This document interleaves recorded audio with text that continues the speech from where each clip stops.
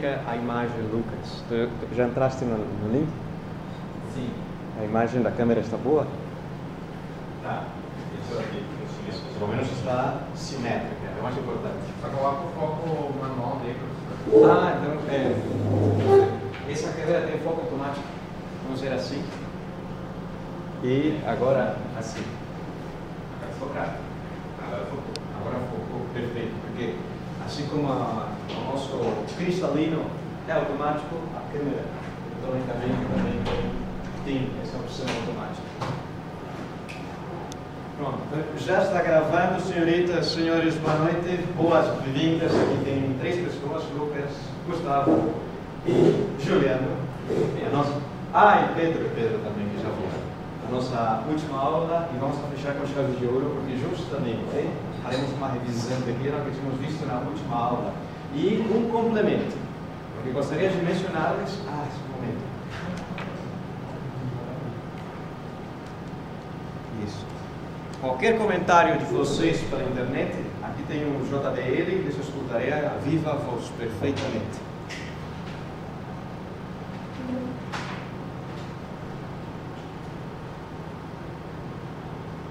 Aqui. Só um momento.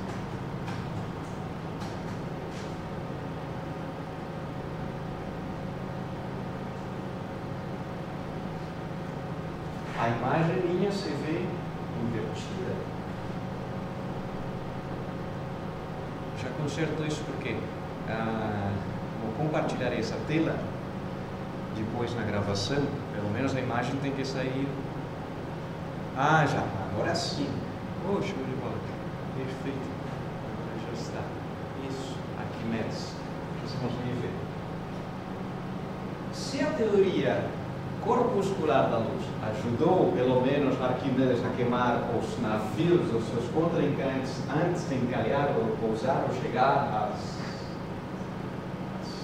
costeiras de alguma cidade, gostaria de complementar-lhes essa noção com outra mais. Aqui, tínhamos visto, espero que esse negócio não incomode, tínhamos visto sobre a teoria intromissionista da luz, que justamente mediante a exploração de diseccionar os olhos de uma pessoa, Alhazen, não sei se a pronúncia é assim, conseguiu explicar que dentro dos olhos não havia uma missão de feixes luminosos que iluminavam ou coincidiam contra os objetos, portanto, dessa maneira conseguíamos ver. Bem pelo contrário, abrindo os olhos reparou que não havia nada, era um buraco fechado, mas um buraco pelo qual, ou uma cavidade fechada na qual entrava a luz por nossa pequena pupila. Parece algo que é muito comum no nosso dia a dia, tentar projetar as imagens através do buraco. E aqui vem o grande complemento da teoria intromissionista, justamente com um fenômeno natural que tem acontecido, vai acontecer várias vezes, mas há mais ou menos 2 meses, passou aqui no Brasil. Seja essas imagens tão bonitas e também de ser explorador da medicina, de diseccionar os olhos e ver que dentro das pupilas o que temos é justamente líquido, o humor vítreo, e a imagem era projetada justamente na retina, e dessa forma, pelo menos geometricamente, vemos que a descrição da óptica geométrica funciona perfeitamente. Agora vem o complemento. O complemento é que não estava nem alheio no nosso dia a dia, estava muito bem explicado. Diseccionar o olho ajuda a entender a formação das imagens. Isso explica porque recomenda-se, quando há um eclipse, usar uma caixa de sapatos para não ver o sol diretamente, e sim sua imagem através de uma folha de alumínio, um buraquinho feito com um alfinete e uma projeção ao final da caixa com uma folha de papel maço. Nesse caso particular, no Brasil, há poucos meses, mês e meio mais ou menos, se não me engano, passou bem por uma boa faixa de terra o eclipse anular. Não foi total, mas anular. A sua imagem, como essa daqui, como essa projeção aqui, mas é uma ideia que há muito tempo já sabia-se, em virtude dos trabalhos feitos por Hamzen, um iraquiano. Mas nesse caso, em 1963, uma professora com a sua turma de 5º ano no ensino fundamental construíram, parece brincadeira, mas ficou bem bonito, construíram um conjunto de caixas para poder ver um eclipse total do Sol. As crianças saíram com suas caixas, olhando para o sentido contrário, o buraco estava por aqui, com a folha de alumínio, e dessa forma, sem ficar cegas após a experiência de viver um eclipse, porque poucas vezes que se vive na mesma região do mundo, reparar justamente da sua imagem e poder contar a história. Mas sim, tínhamos discutido que Isaac Newton tinha proposto a teoria corpuscular da luz, hoje passarei por aqui bem rápido. Sin embargo, agora entraria nessa parte mais importante, que é o fundamento para a conclusão da nossa aula de hoje, a teoria ondulatória da luz, proposta por Christian Huygens, através dos fundamentos da mecânica ondulatória, a mecânica dos meios que levam a uma perturbação, de um princípio que espero hoje fazer-me entender depois de uma série de imagens, chama-se o princípio de Huygens, na qual qualquer frente de uma onda, seja a parte da perturbação ou os máximos entre si, poderiam ser representados como se essa frente estivesse composta de um conjunto infinitesimal de fontes de onda que propagariam-se. Em breve eu farei entender melhor essa ideia, mas espero que esse vídeo de novo assistamos para poder ver quando alguém joga uma pedra sobre a água, como se a frente de onda, essa máxima onda, fosse um conjunto de pequenas ondulações consecutivas. E o conjunto propagaria-se como se fosse a mesma onda inicial.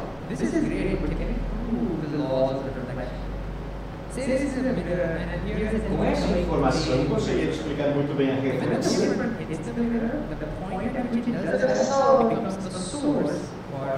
Sim, Rafaela? Para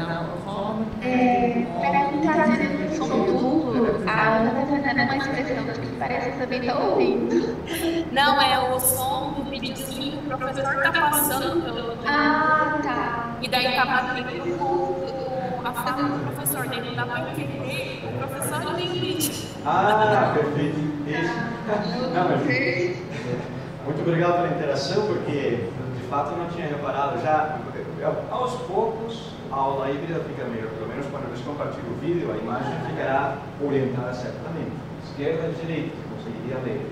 E o som, não tinha reparado, que o microfone está bem na frente do alto-falante. Mas que bom. Não, exatamente. Mas muito obrigado pela interação. Agora, hoje vamos ver um pouco mais, porque foi justamente a proposta da teoria ondulatória da luz, ir em contra das ideias de Isaac Newton, que Thomas Young propôs dois experimentos. Les deixei de tarefa de explorar quais serão esses experimentos. Mas, claro está, Thomas Young leu os tratados de óptica publicados por Isaac Newton na idade de 17 anos, e com base a essas noções, e com base aos princípios da propagação da luz como se fosse uma onda, o princípio de Huygens, planteou a ideia de poder explicar melhor o que Isaac Newton conseguia explicar, que era simplesmente a refração da luz, uma mudança do ar para a água, como se fossem pequenos corpúsculos que não tivessem massa.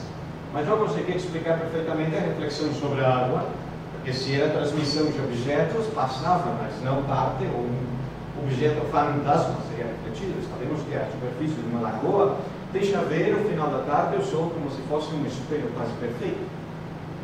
Mas, enfim, falhava justamente por isso, e falhava principalmente por explicar as bolhas de sabão. Talvez o sabão é muito antigo na humanidade, mas também fazer bolhas com a saliva é bastante mais antigo que a geração do sabão. Tem gente que faz bolhas com a saliva, mas enfim.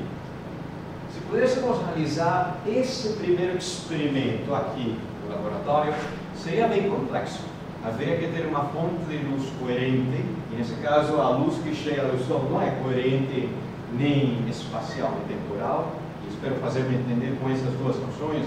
Espaço é porque está mudando de orientação, e temporal porque não é um conjunto de uma única frequência, é um conjunto de várias frequências, e não é como laser, que simplesmente é vermelho ou quase monocromático, mas nesse caso tentando usar filtros de cores cromáticas, vermelho que é o mais comum, conseguiu gerar um feixe quase reto, que passasse por uma lâmina metálica, uma folha de papel alumínio, hoje em dia podemos fazer isso, mas uma lâmina bem fina, e esse feixe luminoso, ao tentar passar por esse obstáculo, a princípio a teoria corpuscular deveria dizer que haveria uma marca, onde seria a sombra dessa lâmina metálica, mas de duas iluminações, uma esquerda e outra direita, mas na prática com uma luz, nesse caso branca.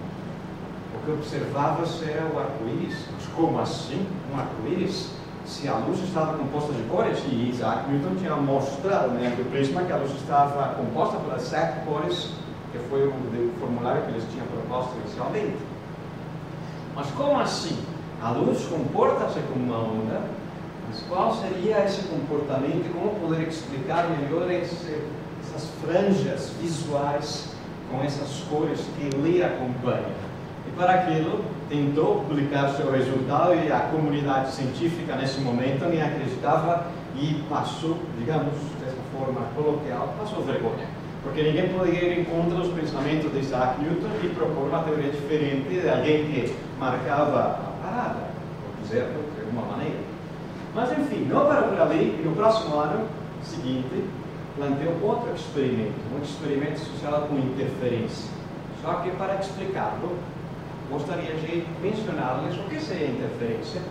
Nesse caso, interferência podemos imaginar como se fosse um diapasão, esse dispositivo metálico que se bate, que se usa para afinar o piano, uma corda de todas as cordas, mas quem faz isso é uma pessoa que tem um ouvido maravilhosamente agudíssimo. Mas enfim, faz a perturbação e propaga-se no espaço. E se houvesse outra diapasão, ao mesmo instante, sendo estimulado que esse primeiro, um parceiro aqui do lado, e gerasse esse mesmo padrão de ondas, que somente representando os máximos das ondas, para não ter tanta confusão visual, algo acontece na região intermédia desses dois diapassões. Será que uma pessoa escutaria algum som em todas as diferentes posições?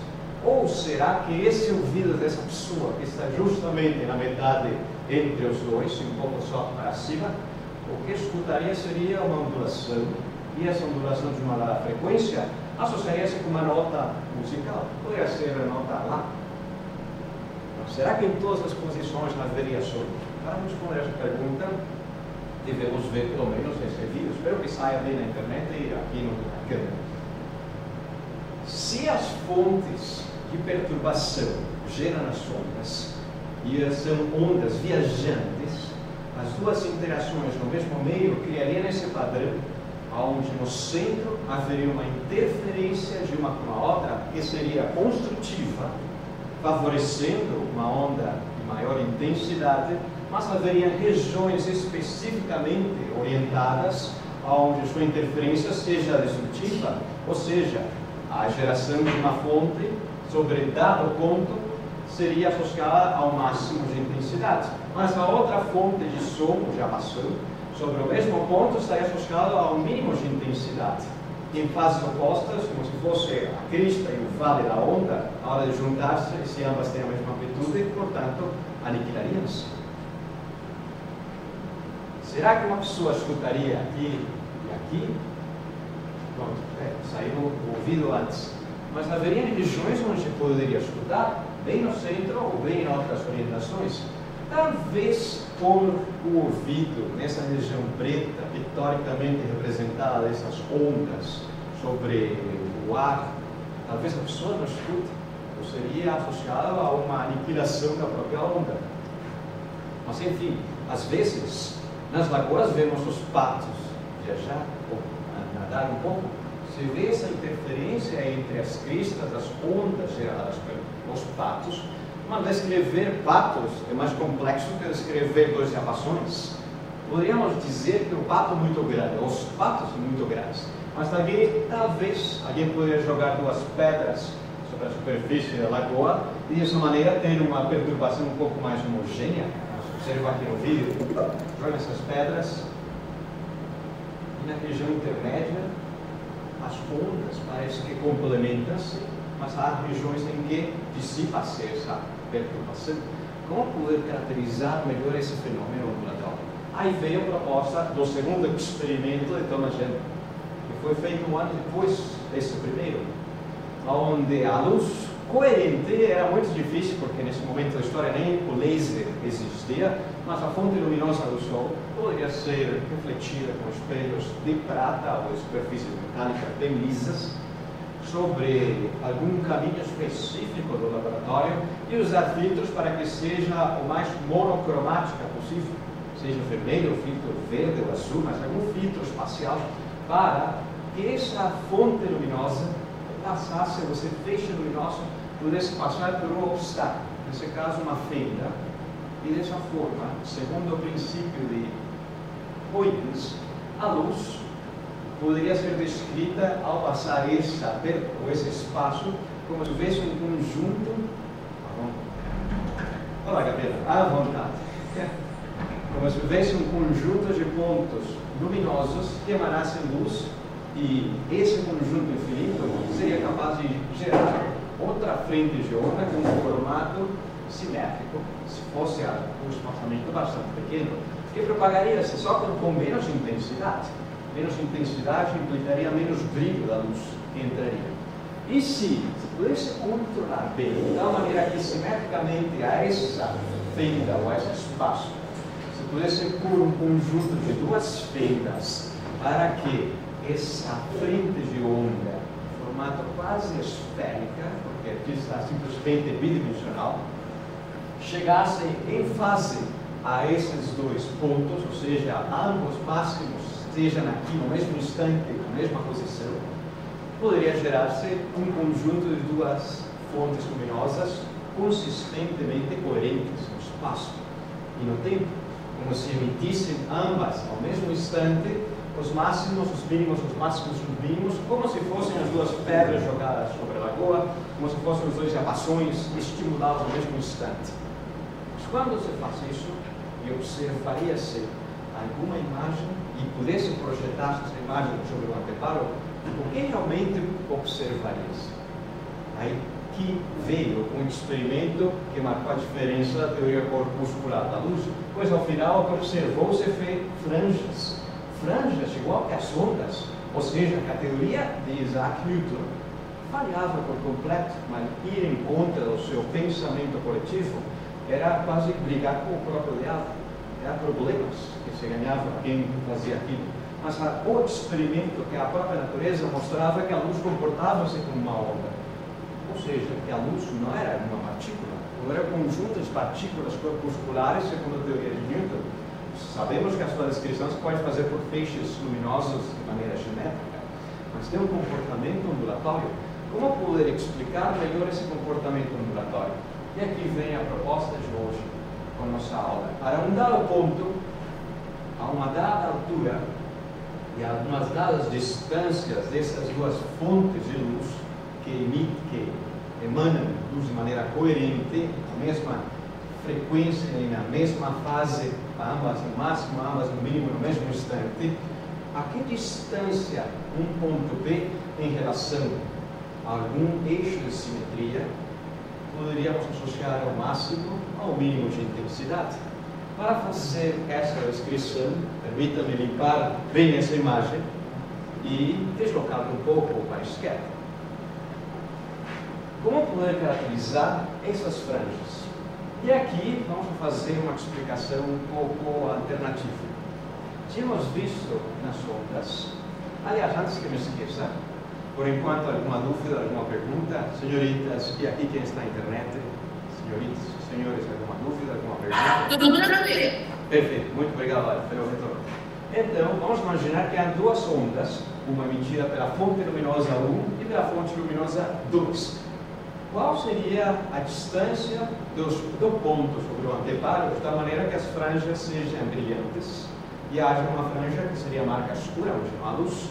E para explicar aquilo, deveríamos relembrar um pouco sobre a interferência de ondas. Duas ondas, onde nenhuma das duas tem uma diferença de fase. Ambas têm equivalente a 0 radiano, ou seja, ambas estão em fase. A soma das duas implicaria numa onda onde, se a primeira é de amplitude A, a segunda é de amplitude A, ou a primeira e a segunda, A soma das duas seria 2 vezes a amplitude. Mas sim, a diferença de fase entre as duas torna-se diferente de zero, nesse caso equivalente a π. A segunda, que foi a que experimentou nessa animação a diferença de fase, quando é a máxima, a segunda seria o mínimo valor ou o máximo negativo possível. A soma das duas aniquila-se. Quando uma é a mínima possível, a outra é a máxima, e portanto aniquila-se em todo o espaço. Isso acontece justamente quando a diferença de caminhos de uma fonte luminosa até a outra seja equivalente a meio comprimento de onda, ou seja, que π radianos de diferença de fase estaria associado a um deslocamento de uma fonte estar mais próxima do ponto e outra mais distante do ponto, se está a meio comprimento de onda, mas se está em pontos intermédios, como por exemplo 3π meios ou 0 radianos, o equivalente a 2π radianos, voltaria de novo a estar em fase. Ou seja, que cada vez que a diferença de caminho seja equivalente a um número inteiro do comprimento de onda, há uma interferência construtiva, mas se for a meio comprimento de onda ou algum múltiplo de meio comprimento de onda, haveria uma interferência destrutiva. Vamos tentar explicar melhor essa informação.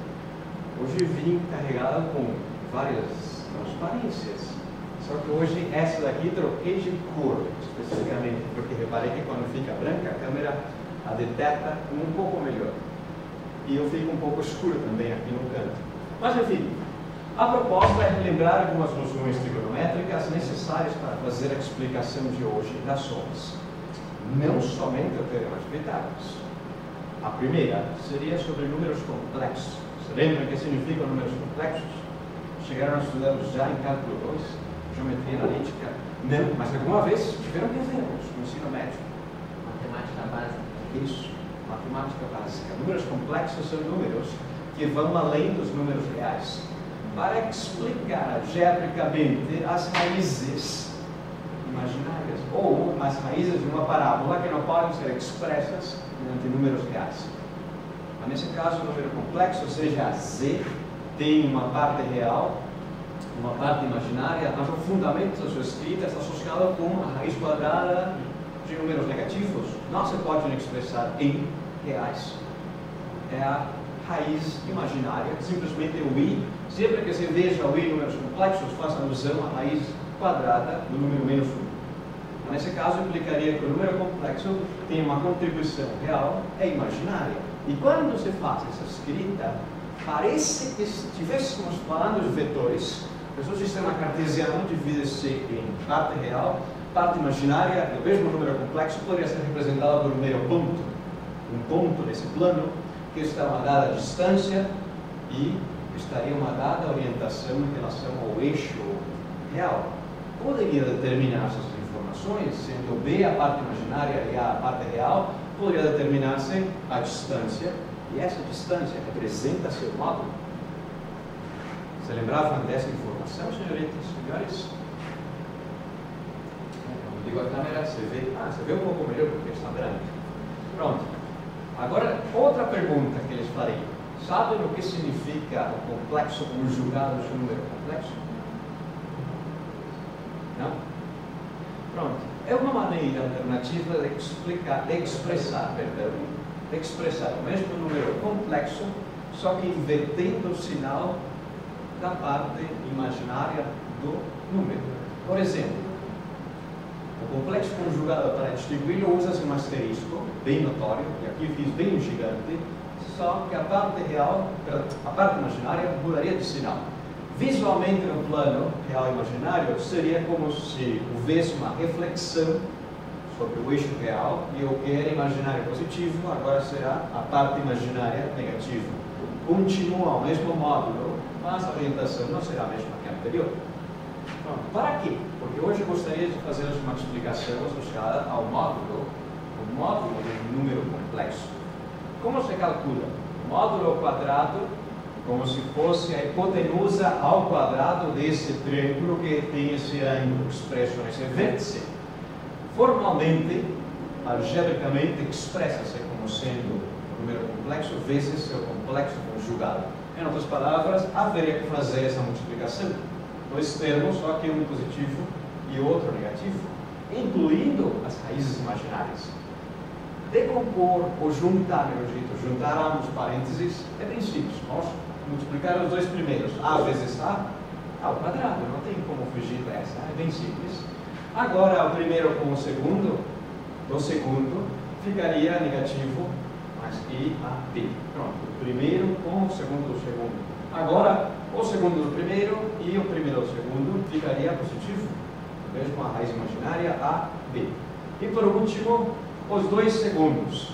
Nesse caso, ficaria o sinal negativo da raiz imaginária com a outra que estaria aqui presente e B ao quadrado. Algo poderíamos simplificar. O que seria? Visualmente, esses dois encaram, porque um é negativo, o outro é positivo. Mas esse daqui que significa? Se for I vezes I, seria I ao quadrado. É I ao quadrado, ou radicando, menos 1 vezes o sinal negativo, implicaria que seja positivo.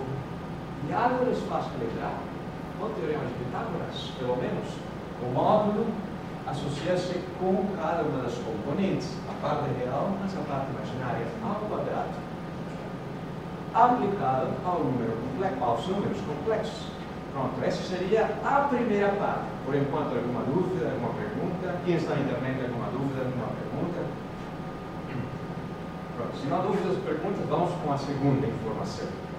A segunda informação é outra identidade que talvez tenham visto, que na matemática é uma das mais bonitas, chama-se identidade de Euler, dependendo da pronúncia.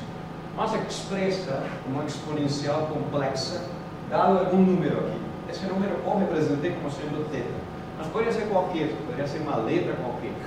Mas como sendo θ, porque essa expressão, esse exponencial complexo, poderia ser decomposto como uma parte associada com cosseno e uma parte imaginária associada com seno, sendo a parte real e imaginária com cosseno e seno respectivamente, tendo aqui presente a raiz imaginária. Para quê? Quando você faz uso dessa identidade de Euler, poderíamos ter com o argumento positivo ou com o seu complexo conjugado, porque é um número complexo, sua parte real e imaginária. E o complexo conjugado, o único que faz é inverter o sinal da parte imaginária, ficando aqui negativo. Olá, Eli. Boa noite. Pronto. E se inverte o sinal, simplesmente seria também inverter o sinal da expressão exponencial. Agora, quem está aqui bem presente, tanto na internet como na sala, quando se faz a soma, à esquerda ficaria a soma desses dois termos. À direita, o que ficaria? Como Lutz? Exatamente, duas vezes o cosseno do ângulo, porque o seno e o seno são idênticos, mas o sinal contrário cancela-se. E dessa forma poderia expressar-se o cosseno do ângulo θ mediante essa expressão associada com a identidade de Euler, ou Euler. Nesse caso seria o termo positivo e o termo com o seu argumento negativo, idêntico, mas invertendo o seu sinal. Isso é diferente ao cosseno, o meio da soma desses dois termos. E se não é a soma, se fosse a subtração, espero que aqui se enxergue bem, se fosse a subtração, como poderíamos expressar agora a diferença? Pois à esquerda ficaria a subtração, o primeiro elemento, menos o elemento que é o seu argumento negativo. O que ficaria à direita, se fosse a diferença? Agora sim, esse daqui, menos, esse daqui ficaria seno vivo, enquanto o cosseno simplifica-se, cancela-se, fazendo duas vezes a raiz imaginária vezes seno, o ângulo θ. Isso implicaria que a função trigonométrica seno de θ também possa ser reescrita mediante a identidade de Euler, só que aqui será negativa, é a diferença, e divide-se por duas vezes a raiz imaginária. Hoje faremos uso principalmente da anterior, do cosseno. O cosseno é positivo aqui e dividido por 2. Mas é a soma. Por enquanto, alguma dúvida, alguma pergunta referente a esse segundo fato trigonométrico? Então vamos com o terceiro. Vamos trocar aqui 2 para 3. Identidade trigonométrica. Tem visto esta muitas vezes. Vimos em Física 1, Física Geral 1, aplicou-se um pouco em Física Geral 2 e em Física Geral 3 aplicaremos igual a chuva, bastante. Mas vamos a ver isso aqui. Você lembra como se expressa o cosseno da soma entre 2 ângulos? Era cosseno, a multiplicação do primeiro ângulo, o cosseno do primeiro ângulo vezes o cosseno do segundo ângulo, mas ambos são iguais. Se é a soma, irá a diferença entre o cosseno do primeiro ângulo com o seno do segundo ângulo. Mas quando se faz essa escrita, o que se poderia resumir, pelo menos inicialmente? O que poderia resumir-se? Sem vergonha, diga. Aqui eles escutam também. Elevar eles ao quadrado? Exatamente. Porque eles estão multiplicando. Muito obrigado. Exatamente. Ambos cossenos ficariam em cosseno ao quadrado. E à esquerda também podemos resumir θ mais θ, 2 vezes θ. E os cossenos e o seno à segunda potência. Muito obrigado pela resposta. E se não queremos expressar esse cosseno do dobro do ângulo em função do seno, porque já pelo menos está em função do cosseno, mas em função do seno, poderíamos fazer uso da identidade trigonométrica e reexpressar o seno ao quadrado, que está aqui, em função do cosseno ao quadrado, simplesmente passando o cosseno ao quadrado à direita, e portanto o seno ao quadrado ficaria expresso em função do cosseno ao quadrado. Mas o que acontece se usamos esse resultado e o substituímos aqui, especificamente? Espero fazer-me entender com a cor vermelha. Nesse caso, tem um negativo na frente, o 1 ficaria negativo e o cosseno ao quadrado, que era negativo, agora será positivo. Mas há 2 cossenos idênticos e está o número 1 negativo à direita. Poderíamos passar o número 1 negativo da direita para a esquerda e os 2 cossenos idênticos, a soma entre si 2 vezes, como se observa aqui o número 2.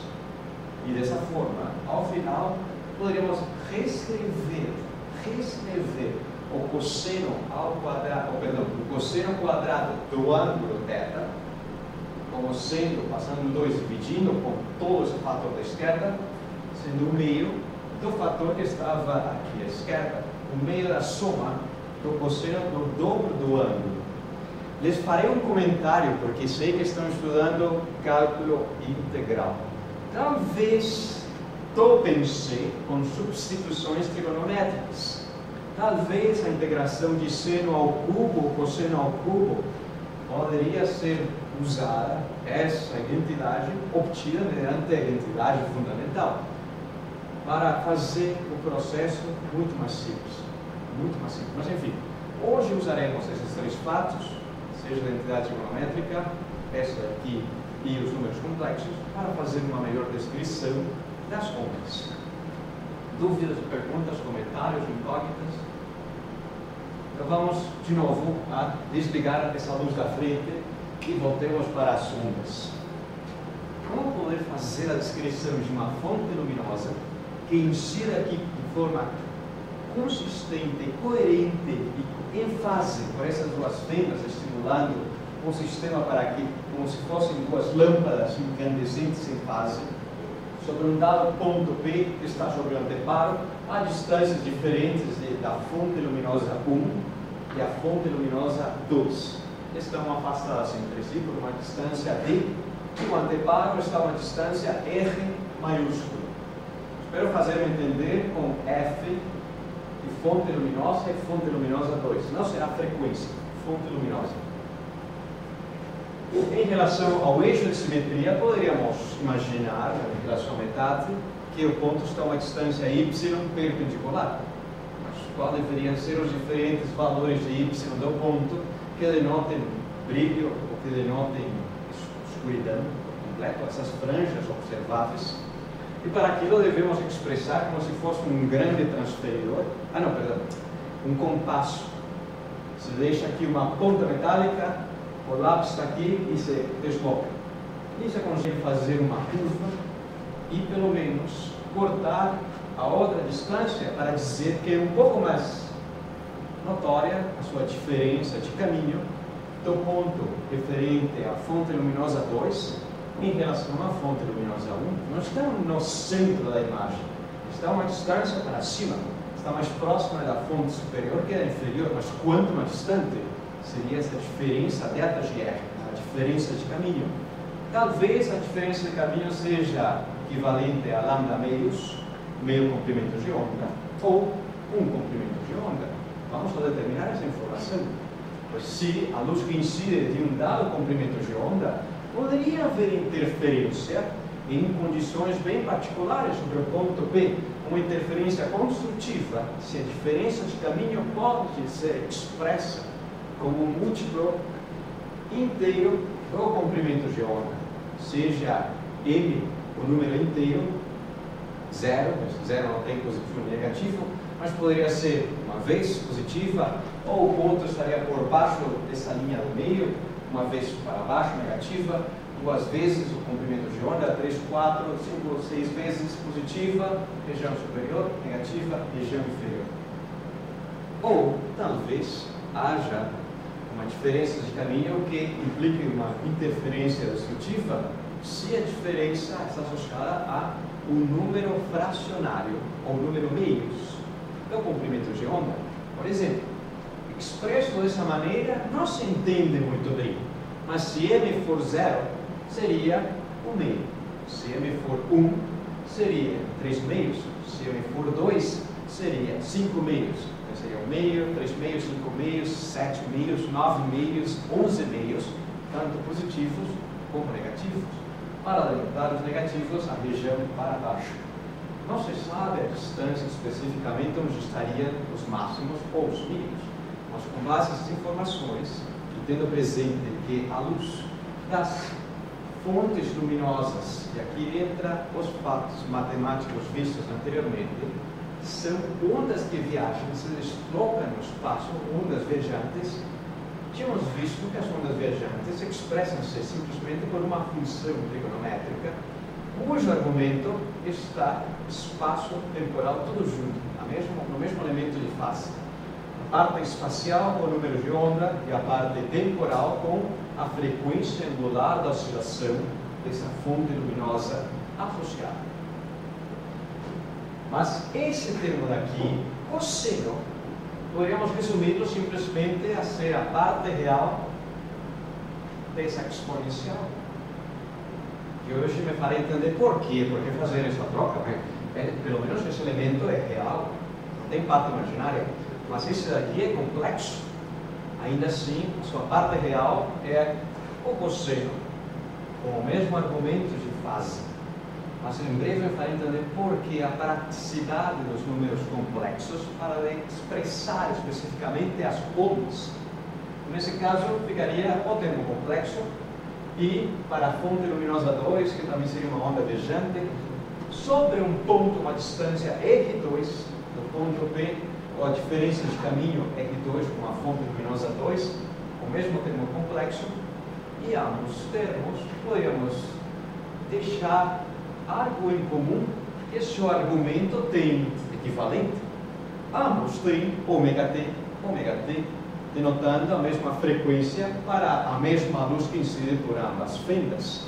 Nesse caso, poderíamos deixar em evidência ômega-t negativo, tanto o primeiro como o segundo. Espero que se enxergue essa informação, porque foi iluminado com a luz coerente que tem a mesma frequência e incide sobre ambas fendas duplas. Essa é uma descrição matemática e bastante física, bem bonita. Espero fazer-me entender, mas poderíamos aplicá-la em breve. Quando tem-se essa descrição, agora a ideia é a contribuição mútua dessas duas fontes luminosas. Qual será a intensidade sobre o ponto que está a uma distância R1 e R2 das respectivas fontes? Para aquilo, a intensidade expressa-se nunca, jamais como sendo um número negativo. A intensidade será a perturbação do campo eletromagnético e especificamente do campo elétrico, estimulando o meio, mas se expressa associado à sua energia, ao quadrado da informação, módulo ao quadrado. Para responder melhor essa pergunta, porque tem que ser o quadrado, porque o campo eletromagnético, espero que o próximo semestre, ao final, como chegar até a descrição das ondas eletromagnéticas. Mas isso implicaria que fossem termos complexos e o seu módulo ao quadrado, da soma entre ambos, que se expressa, agora sim, usando os fatos vistos anteriormente, que se expressa como sendo o número complexo associado à soma vezes o número complexo associado à soma mais conjugado, complexo conjugado. Por isso que tem esse asterisco aqui na parte superior. Lembremos que o complexo conjugado, o único que faz é inverter o sinal onde tem a raiz imaginária. Mas vamos lá deixar em evidência a amplitude, ambos incidem com a mesma, ou ambos emitem luz com a mesma intensidade, e ambos têm a mesma fase ômega t, temporal, e a mesma frequência. Pronto, já les comento, chega em 15 minutos a nossa ligação finaliza. Mas quando chega a faltar 2 minutos, quem está aqui na internet, les compartilharei outro enlace e entraria nesse novo link, e dessa maneira continuaremos em outra sala fora dessa, porque não tenho a conta premium. Algum dia poderei ter lá, mas enfim. Pronto, ainda aqui me avisa, falta 15 minutos. Pronto, o termo comum seria a amplitude, a multiplicação amplitude, amplitude, amplitude quadrado. Por um lado, estaria a fase ômega t, da soma dos números complexos, vezes o mesmo termo associado ao seu complexo conjugado. Era negativa, agora será, se era negativa, o seu complexo conjugado seria positivo. Esse não é o foco. O principal é a distância, pois a soma entre ambos implicaria que está a uma distância R1 e R2, espero que com as cores você consiga ver, para a soma associada às suas duas posições diferentes, e para o complexo conjugado associado só que com os sinais negativos, também com as duas posições diferentes. Mas o que seria esse termo de cá que está na frente?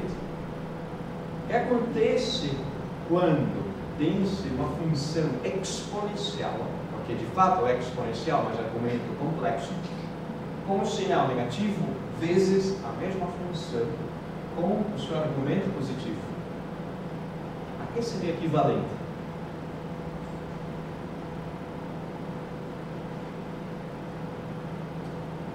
Dito em outras palavras, quando há um elemento em potência, uma base, e se a potência for negativa e o outro, a potência for positiva, e multiplicam-se entre si, mantendo a mesma base, o que será? O que será equivalente? Quanto? Exatamente, muito bem, Gabriel. Se é equivalente a unidade, ou seja, fisicamente, matematicamente equivalente a 1, mas fisicamente implicaria que toda a descrição que estamos fazendo será independente do tempo.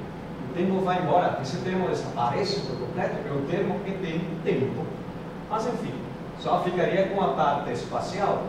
Os dois primeiros, a distância e com a mesma distância, só que também com um argumento negativo, implicando que seja 1. Os dois segundos, multiplicando entre si, um positivo e outro negativo, implicaria que também seja 1 também. Agora os termos cruzados, o primeiro com o segundo do segundo, já não seria 1, porque tem argumentos diferentes, distância 2 e distância 1. Poderia expressar-se dessa forma, e o segundo elemento cruzado, segundo o primeiro o segundo, também. Mas quando se vê essa escrita dessa forma e seu argumento é o mesmo, verde menos amarelo, segundo menos primeiro, segundo menos primeiro, só que um negativo e outro um argumento positivo, les faz lembrar algo que tínhamos visto anteriormente. Aqui está novo o conceito. Les faço lembrar algo que tínhamos visto. É o mesmo argumento, só que é um negativo, o mesmo argumento e um positivo. E estão somando-se entre si. A que seria equivalente? Parece algo visto anteriormente em uma transparência branca. Que era?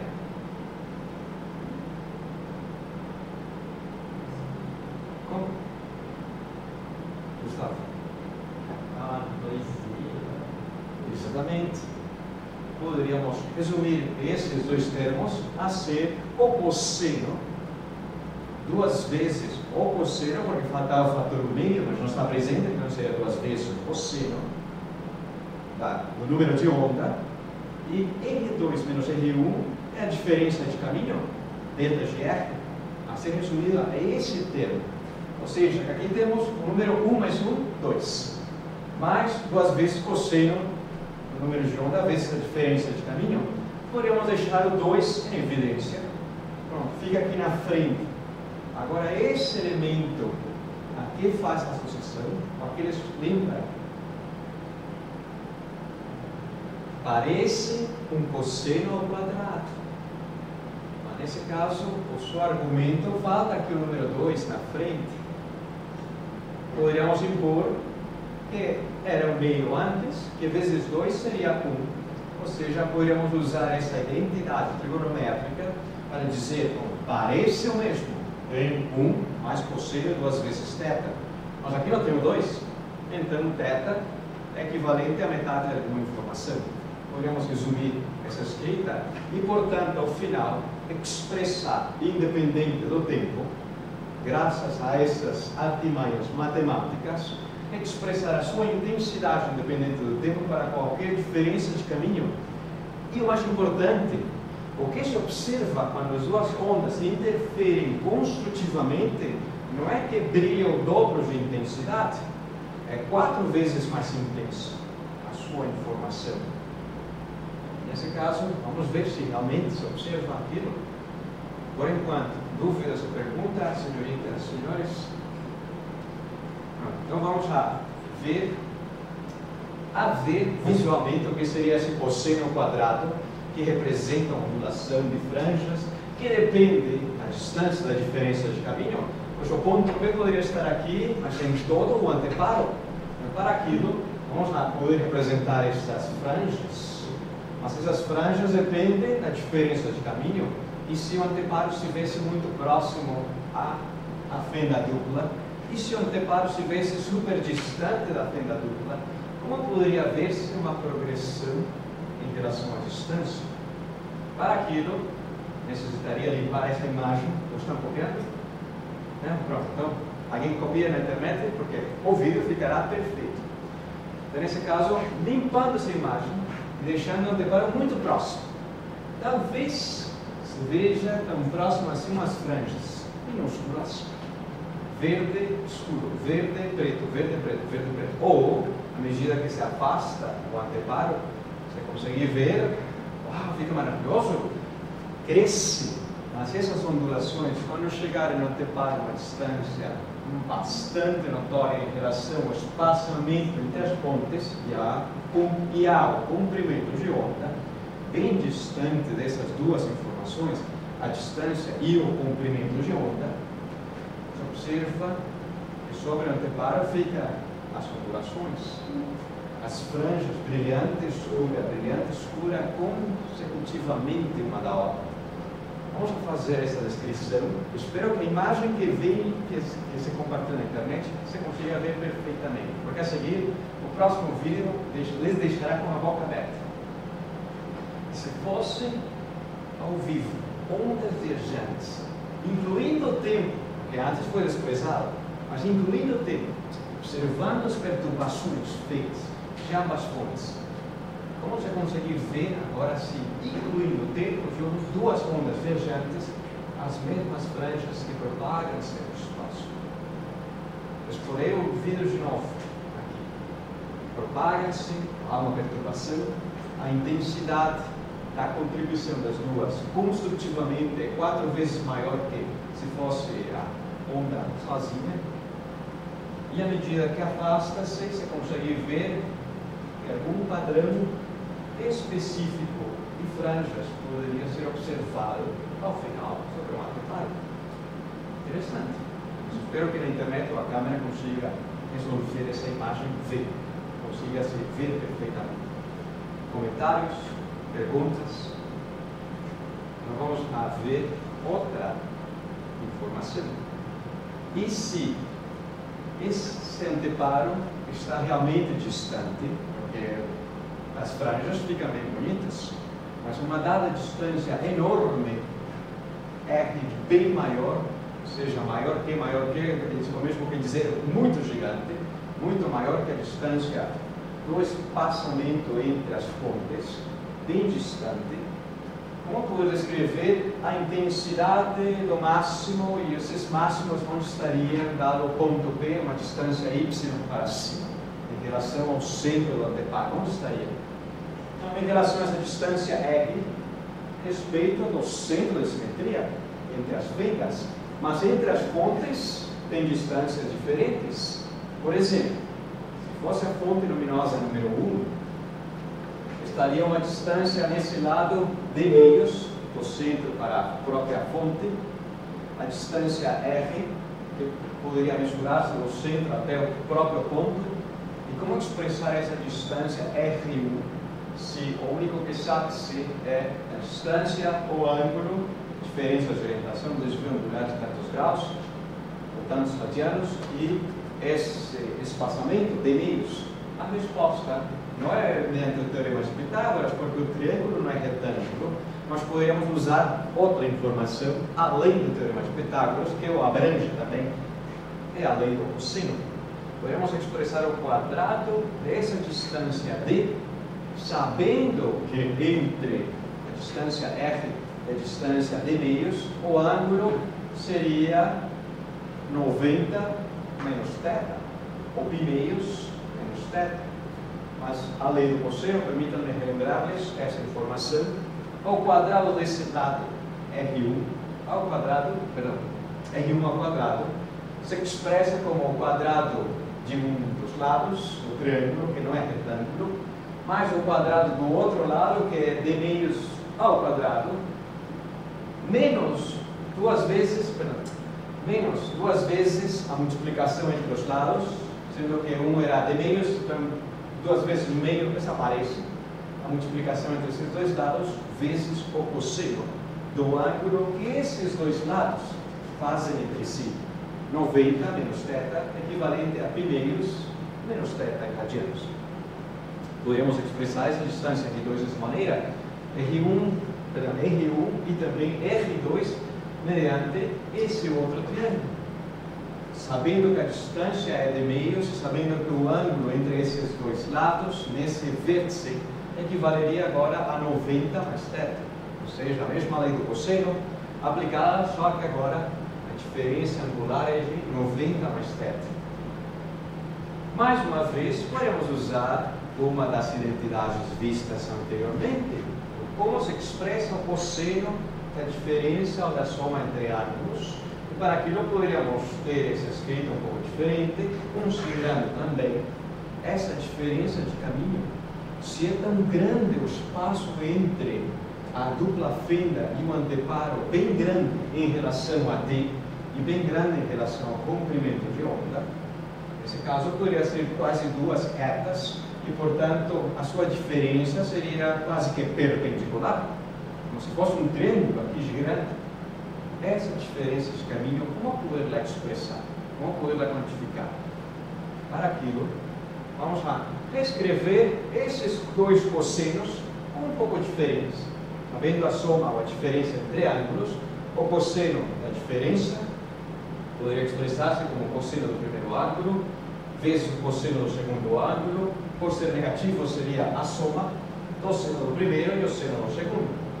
E o cosseno da soma, aí entraria o cosseno do primeiro, o cosseno do segundo, menos, por ser a soma, seno do primeiro e seno do segundo. Quem está na internet, vamos fazer uma pequena truncada, espero que aqui vocês me vejam. Vocês me escutarão bem. Vamos a finalizar essa ligação, só que antes de que vocês fechem aqui, permitam-me e lhes mostro um momento.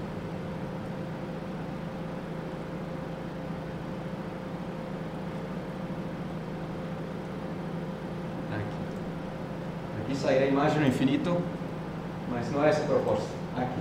Então, hoje gerarei outro link aqui, só que antes que feche a ligação, permitam-me gerar o link novo nessa outra aba.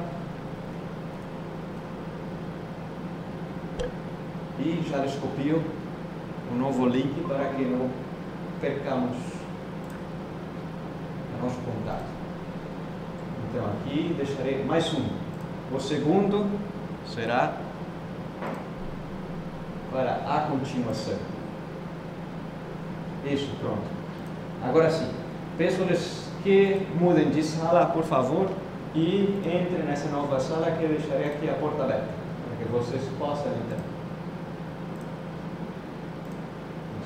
Esse daqui já em breve finalizará e vocês poderão entrar aqui. Isso, já finalizou. 2 minutos. Não tem mais tempo. Isso, pronto. Agora sim. Muito obrigado pela paciência. Já les compartilho de novo a tela.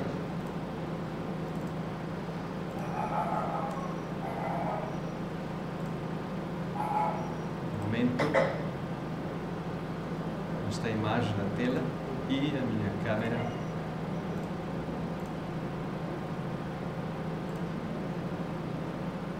Só que o braço não está ao contrário, um momento. Isso, agora sim. Perfeito.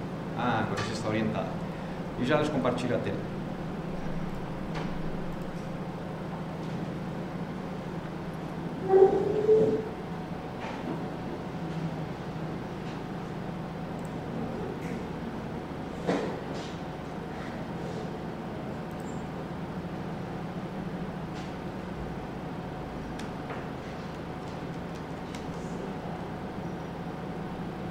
Isso, perfeito. Damos continuidade a essa segunda hora de aula, virtual também.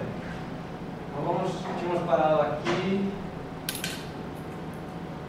essa parte, com as duas identidades para poder reexpressar os cossenos da diferença e da soma. Uma pergunta importantíssima. Cosseno de 90 graus ou cosseno de π-meios, a que será igual?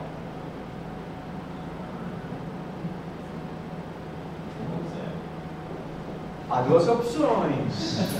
Mas qual será essas duas opções? Quem dá mais, quem dá menos? 0. Muito bem, Gabriel. Quero dar uma olhada. Eu acho que é 0. 0 graus. Agora, seno de 90 graus, se o cosseno for 0, o seno será a unidade 1, perfeitamente.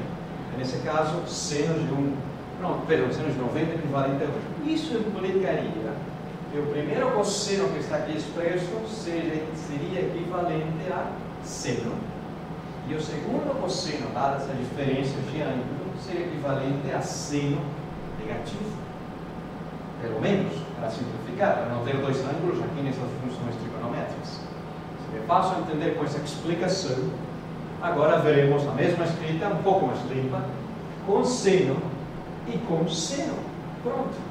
Só que antes estava negativo embaixo e positivo acima. E já teríamos essa escrita um pouco mais limpa. Vamos expressar a diferença entre esses dois quadrados, porque a diferença de caminho é uma relevante para saber se há uma interferência construtiva ou destrutiva. Pelo menos a diferença de R2 ao quadrado menos R1 ao quadrado. Os dois primeiros elementos são os mesmos. O segundo menos o primeiro são idênticos, 0. Os dois segundos, o segundo menos o primeiro, também são idênticos, aniquilam-se entre si. Só aplicaria nesses dois últimos, que dependem de R e a distância D. Nesse caso, podemos deixar em evidência R a distância D. seria o segundo positivo, enquanto o primeiro menos o primeiro, que já era negativo. O que significa esse elemento entre corchetes? A que faz tradução? A quanto? Seno mais seno, ou seja, 2 vezes seno. Pronto. Agora foi resumida a diferença entre os quadrados a 2 vezes R, que seria esse espaço por completo do ponto em relação ao meio entre as fendas, a distância que há, ao ângulo θ, que seria o desvio em relação ao centro, do centro angularmente um pouco para a direita, um pouco para a esquerda, haveriam franjas máximas, mas em função da distância e em função do ângulo, sem envolver a distância 2 e a distância 1. Mas por enquanto não temos concluído, porque esse termo que está aqui, podemos expressá-lo através dos seus fatores. Como você consegue expressar R ao quadrado menos R1 ao quadrado? Não pode ser um binômio quadrado perfeito, mas os fatores para chegar a esse resultado seria associadamente a diferença das distâncias e mediante a soma das distâncias. Agora vem uma informação importantíssima, uma simplificação associada à aproximação paraxial. Se a distância for grande e as duas fendas estão aqui bem juntas, se a distância vale 1 km e 1 km mais 1 centímetro e 1 km mais 1 centímetro é 1 km, ou se fosse 1 milímetro à direita e 1 milímetro à esquerda, qual é a diferença de ser 1 km e 1 km mais 1 milímetro? Não muito. Desprezível essa diferença. Portanto, a distância R1 é muito próxima de R2 e muito próxima de R, que seria a distância do centro até o próprio ponto. Poderíamos resumir R1 de 2 a simplesmente ser R, para não envolver outros nomes, outras nomenclaturas. Ou seja, que aqui, R1 mais R2, quanto seria? Exatamente, muito bem, Gabriel. 2 vezes R, e 2 vezes R simplificaria-se com 2 vezes R, que está à direita. Enquanto esse termo vital na descrição, R2 menos R1, representa a diferença de caminho ΔGR, e ΔGR poderia denotar-se em função da distância o espaçamento entre as fendas e o seno da orientação, onde estaria a fenda angularmente. Ao final, de que depende que haja uma interferência de uma franja ser brilhante? Deveria ser o que tínhamos visto anteriormente, uma interferência construtiva. Se a diferença de caminho para os máximos construtivamente poderia expressar-se como um número inteiro vezes o comprimento de onda, garante-se que seja uma franja brilhante, do centro da franja brilhante. Mas também vamos usar a mesma aproximação paraxial que tínhamos visto anteriormente para aproximar seno à tangente do ângulo θ. Para quê?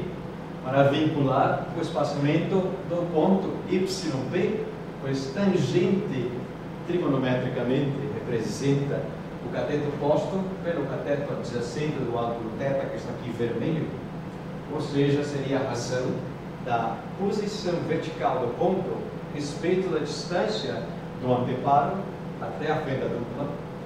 Dessa forma, vincularia-se a interferência construtiva com a posição do ponto, com o espaçamento da fenda até o anteparo, distância R minúscula, e o espaçamento entre as duas fendas entre si.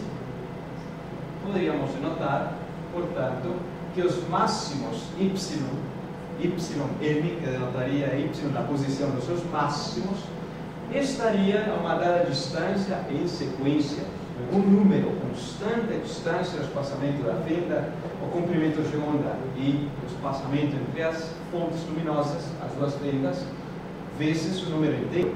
Poderia ser 0, bem no centro, os 2 primeiros, os 2 segundos, os 2 terceiros máximos e assim por diante, considerando positivos e negativos.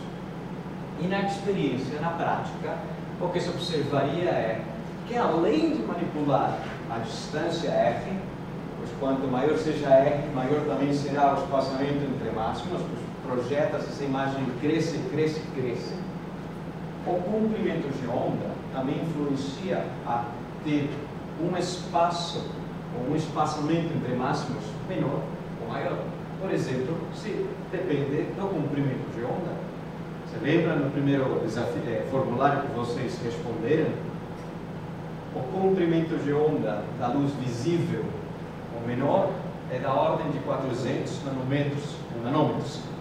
E o maior, da ordem de 750 nanômetros, o vermelho e o ultravioleta, nesse caso o azul. O azul que ainda você consegue ver, o violeta que ainda você consegue ver. 400 nanômetros encontra em 700 nanômetros. E se for diferente, quase o dobro, implicaria que o espaçamento entre máximos aqui esteja menor que o espaçamento entre esses máximos, por ser o vermelho, que tem um comprimento de onda maior. Experimentalmente consegue-se ter essa informação. Perguntas, senhoritas, senhores? Comentários, incógnitas? Então vamos analisar rapidamente para que estudar a óptica ondulatória, principalmente a interferência óptica. Mediante esse exercício, você diz que uma fonte monocromática, como esse laser que está aqui bem na frente, bem vermelho, de uma única frequência de quase um único comprimento de onda, ou seja, quase uma única frequência, incide sobre uma fenda dupla que tem uma separação de 30 micrômetros. Micro é a milionésima parte do metro, de alguma informação, nesse caso micrômetros, a milionésima parte do metro. E gerando franjas sobre um anteparo a 5 metros de distância, mais ou menos o espaço que há aqui até o fundo da sala, de tal maneira que o seu máximo em relação ao centro esteja a 7 centímetros. Ou seja, a fenda dupla projeta, faz uma interferência, e a imagem gerada está a 5 metros de distância e o espaçamento do máximo central até o primeiro máximo é de 7 centímetros, bem grande, mensurável. Uma régua você consegue ter essa informação. Determinar o comprimento de onda da luz. Qual seria essa luz? De tal maneira que, dadas essas características, o espaçamento consiga gerar esse conjunto de franjas, cujo espaço entre máximos seja de 7 centímetros. Para aquilo usaremos o resultado anterior. O espaço entre máximos equivale a 7 centímetros. A distância da fenda dupla até o anteparo, 5 metros, o espaçamento de 30 nanômetros. Quanto vale o comprimento de onda? Temos essas informações, mas para aquilo vamos lá expressá-la no sistema internacional, ou pelo menos na notação científica, 10 à potência menos 5, a distância em metros, 5 metros, e o espaçamento entre máximos 7 centímetros, 7 centésimas partes de metro. Poderíamos deixar essa imagem bem maior, a expressão é isolar o comprimento de onda. Basicamente, o que deveríamos fazer? Passar a um outro canto a distância D multiplicando e o raio, e a separação da fenda dupla até o anteparo dividindo. Pronto, passou dividindo. Mas agora, substituindo os valores, 5 metros de espaçamento, entre máximos a 7 centímetros e a distância entre as fendas é de 30 nanômetros, 30 micrômetros, mas como micro é a potência menos 6 e são 30, em notação científica é um número entre 1 e 9, então a potência de menos 6 muda para menos 5, aumenta uma ordem. Simplificando algumas unidades, respectivamente, metros, e operando na calculadora, 3 vezes 7 dividido por 5, e o resultado bem bonito sairá, considerando as ordens de grandeza, a resposta o mais notório é que seja bem pequeno, mas a resposta é minúscula, 10 potência menos 7. Isso como se come, como se expressa, como se analisa. A resposta será reescalar o resultado. Os 10 potência menos 7, no nosso dia a dia nem nos comunicamos dessa maneira. No âmbito óptico, não se fornece o comprimento de onda dessa forma, mas não visível. É mais fácil será expressar em nanômetros. E nesse caso, 420 nanômetros é o comprimento de onda que iluminou essa fenda dupla, que gerou esse padrão de interferência, que a essa distância de 5 metros foi capaz de gerar entre máximos a 7 centímetros consecutivamente. Fácil de entender? Alguma dúvida? Alguma pergunta, senhoritas e senhores? Ao final, que cor seria essa? Cor? Muito bem, muito bem. Nessa tonalidade, muito bem, Gabriel. Vamos ver o espectro magnético, 420. Seria mais ou menos por aqui. Aqui passou um pouquinho. Era 420, exatamente. Então errei, porque era aqui. Perdão, deixei bem deslocado. Queria denotar a cor, mas era aqui, violeta. 420. Se fôssemos fazer a experiência no laboratório, talvez essa coloração, mas a coloração da imagem não está boa, é violeta, mas se enxerga mais como azul. Um laser de 420 nanômetros teria essa coloração que lhe caracterizaria. Talvez em trocas de óculos fossem com laser filtro azul, que tem um laser azul desse comprimento de onda, para mostrar o filtro azul dos próprios óculos. Mas enfim, não tem laser azul, só vermelho e verde. Vamos a ver outra aplicação. Essa é uma que eles tinham prometido.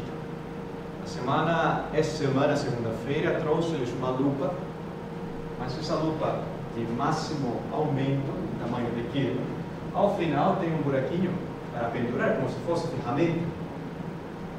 Um fio, tirei. Fiquei careca.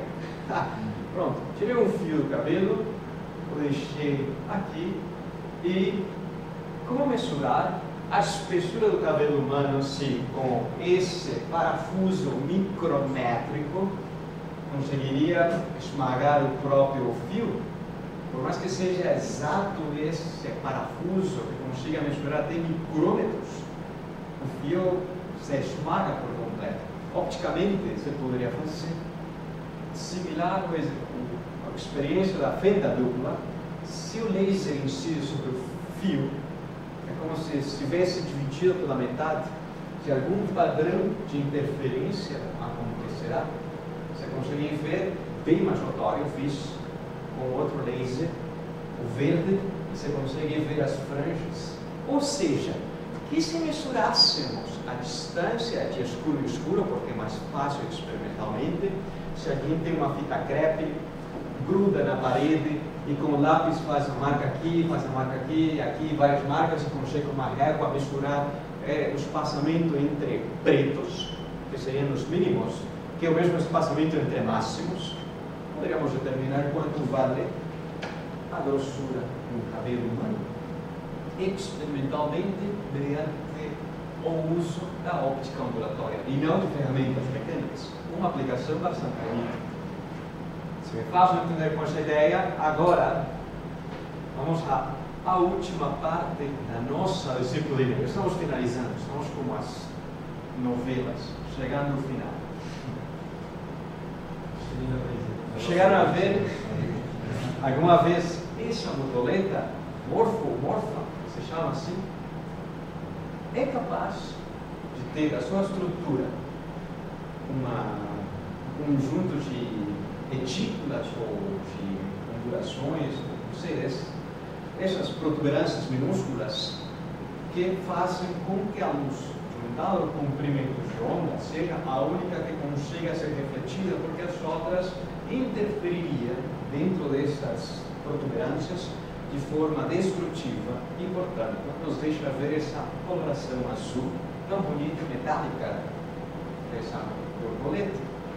Mas com base nesse princípio físico, que é tão complexo de fazer na vida prática, hoje em dia, que, aliás, não conheço, não tenho pegado aqui nunca uma nota de R$200, sei que existem, não, porque é mais prático o Pix.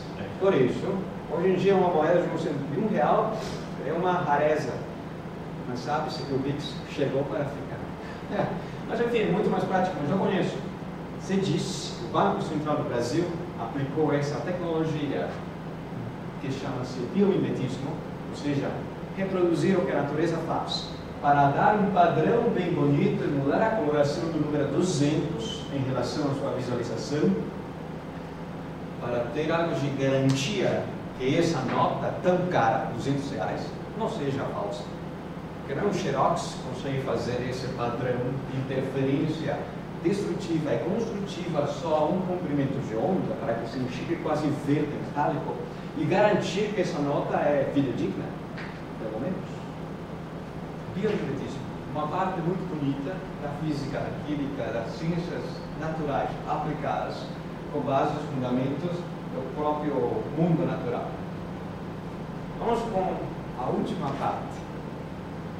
Se conseguem ver essa imagem que está na internet, que está aqui,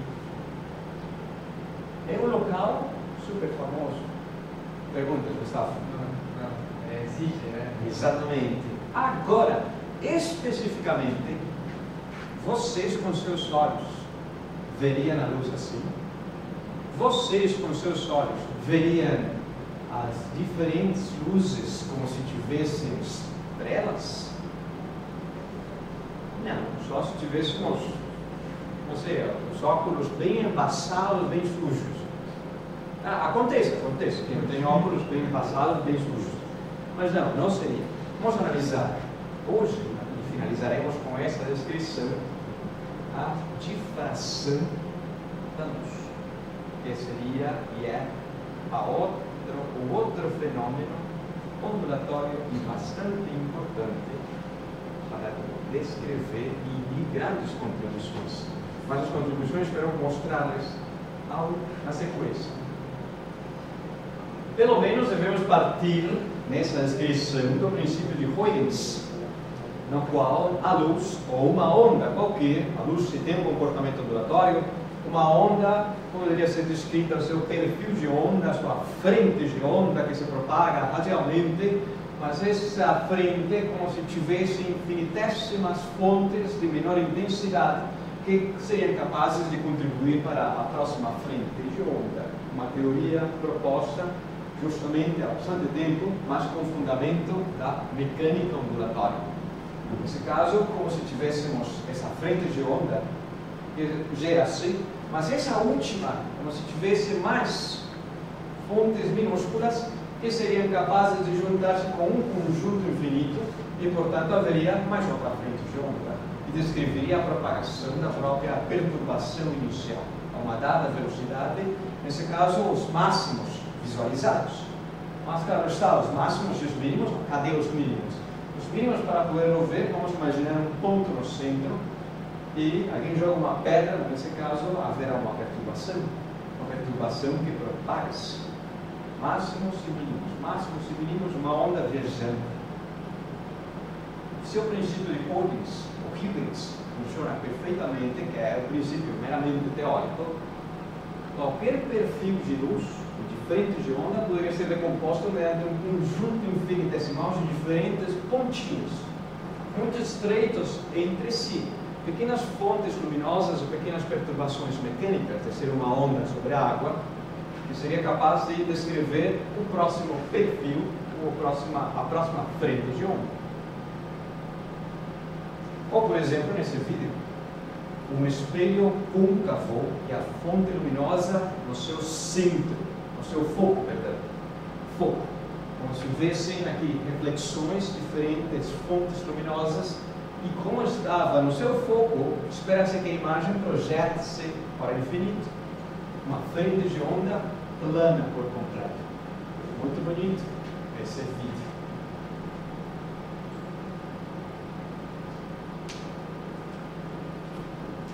Agora vem algo importante, quem está na internet e que estão aqui, saibam que é a história das surpresas. Há um fato muito interessante e gostaria de comentar-lhes. Esse francês, eu não sei a pronúncia correta, Simeon Denis Poisson, eu não sei se é assim. Digamos que era uma pessoa que manjava, tinha um grande poder dentro da ciência francesa. Era uma pessoa de respeito, só que acreditava ferozmente na teoria corpuscular proposta por Isaac Newton. Enquanto havia outra pessoa nobre, finalizou o seu doutorado analisando as teorias da propagação das ondas para a luz, mediante o princípio de Huygens e mediante o experimento da fenda dupla proposto e desenvolvido por Thomas Young, propôs uma descrição mais abrangente da luz, do caráter ondulatório, descrevendo a difração. Só que quando essa pessoa soube, Simon Poisson tentou ridiculizar, não sei a palavra como se diz, tentou... Como se diz, Gabriel? Descredibilizar. É difícil pronunciar. Bom, tentou apagar a essa palavra, tentou fazer piadas, dizendo que a sua teoria fundamental no princípio de Huygens, que seria capaz de descrever perfeitamente o comportamento ondulatório da luz desse experimento da fenda dupla, o comportamento ondulatório contra o comportamento corpuscular e meramente geométrico, leu, se diz a história, que leu justamente a sua tese doutoral e planteou a seguinte proposta: se a sua teoria está certa, seria capaz de descrever outra informação. Mas vamos ver se me faço entender qual seria essa outra informação.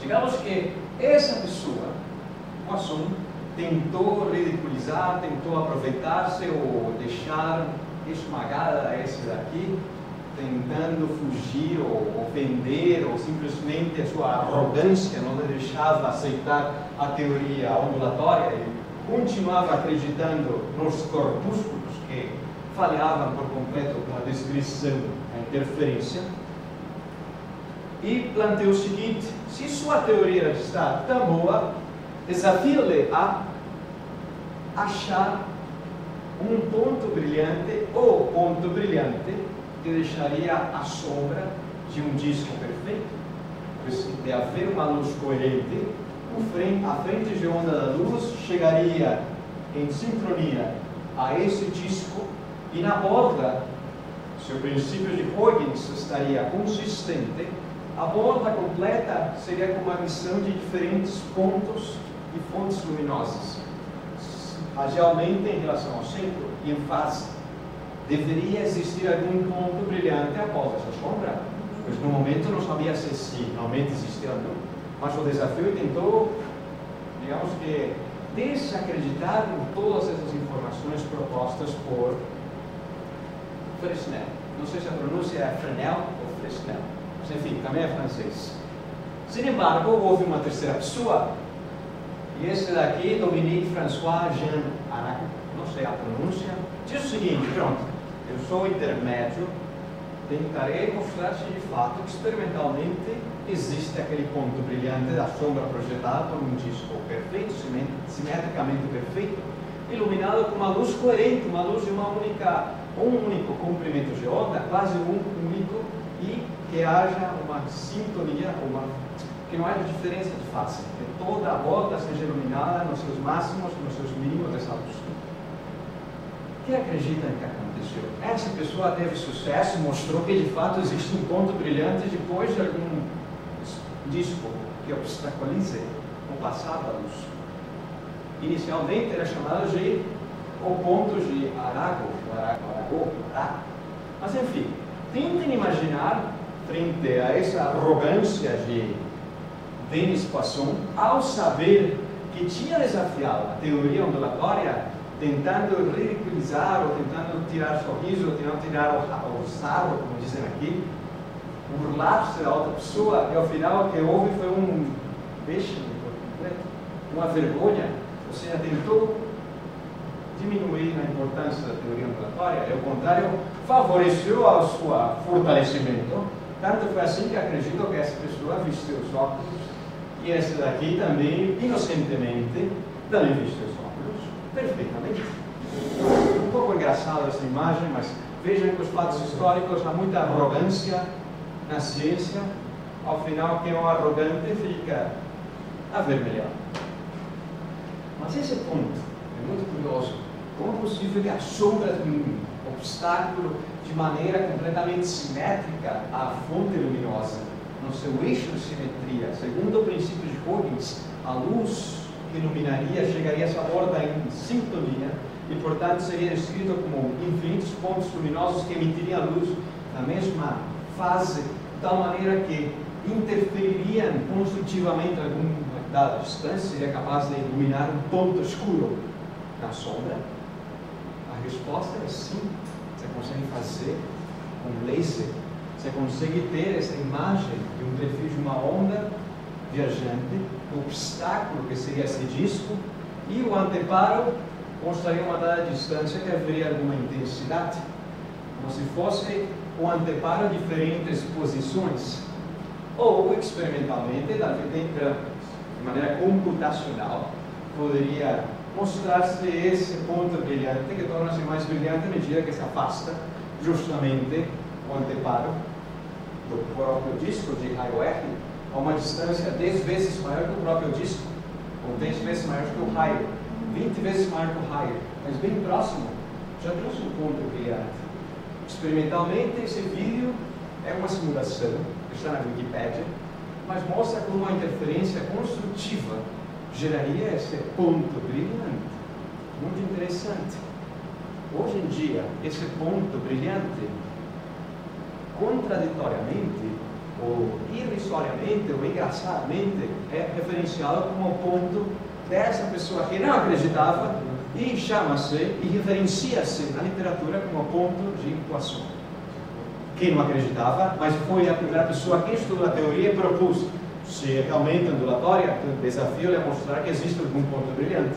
Mas por ser a primeira a desafiar, chama-se assim, mas enfim. Talvez com o laser no laboratório, iluminando uma esferinha ou uma moeda bem consistente, ao final o que tem seria justamente isso. Um ponto brilhante dentro da escuridão da sombra projetada.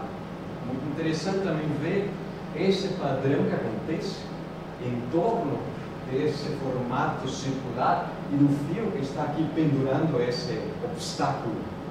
Como poder descrever esse fenômeno ondulatório, sabendo que a luz é quase monocromática, perfeita, e descrever melhor esse ponto? Para aquilo, vamos analisar outra informação também. Mas antes, alguma dúvida, algum comentário, alguma pergunta, senhoritos, senhores? Gostaria de comentar-lhes que esse símbolo, cada vez que vejam esse símbolo, representa um laser. No verso desse laser tem o símbolo, assim como os símbolos de material biológico parecem umas marcas, material radioativo, raio-x e segurança. Existem símbolos universais para saber se é material patógeno ou simplesmente radioativo ou calor, alta tensão. Nesse caso, um laser. Poderíamos usar um laser de maneira consistente e coerente para iluminar uma fenda, mas uma fenda de tamanho muito pequeno. Hoje aqui na sala tenho uma, ao final, antes de concluir nossa aula, espero que a câmera consiga ver a fenda aqui, a iluminação que projeta, seria capaz de passar por essa abertura tão pequena e que seria o que se observaria a essa distância? Mas, aparentemente, o princípio de Huygens diria como se fossem elementos minúsculos de lasers de formato pontual que emitiriam como se fossem esferas de emissão. Ao final, o que se observaria seria esse padrão. Quem esteve aqui a semana passada já viu, mas hoje projetarei de novo esse padrão com laser vermelho sobre a tela, sabendo que o laser passa por uma fenda minúscula e o padrão que se observa é horizontal, mas projetado seria mais ou menos esse. Um lóbulo central, máximos, primeiro máximo, segundo máximo, terceiro máximo. É um padrão associado à difração da luz por um obstáculo da ordem do comprimento de comprimento de onda da própria luz. Nesse caso, o laser vermelho, o comprimento de onda é 700 nanômetros, mas poderia ser 3 vezes 700 nanômetros. Esse seria o espaçamento já visível, você consegue ver ali propriamente sobre a fenda. Talvez, se fosse simulado computacionalmente a onda, o conjunto de um monte de pontos que emitem luz, computacionalmente se teria esse perfil. A intensidade maior no centro, os lóbulos minúsculos, mas ainda assim visíveis. E se a onda é viajante, talvez o que se observe seja mais ou menos isso.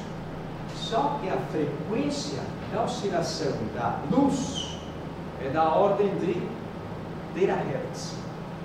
Tera 10 a 12, ou seja, 1 bilhão de vezes por segundo. Por mais que oscile o máximo e o mínimo, não conseguimos ver nada, vemos algo contínuo. Por isso que se vê projetado um lóbulo central e os lóbulos do máximo, primeiro máximo, segundo máximo, terceiro máximo. Esse fenômeno associado à difração da luz. Mas se...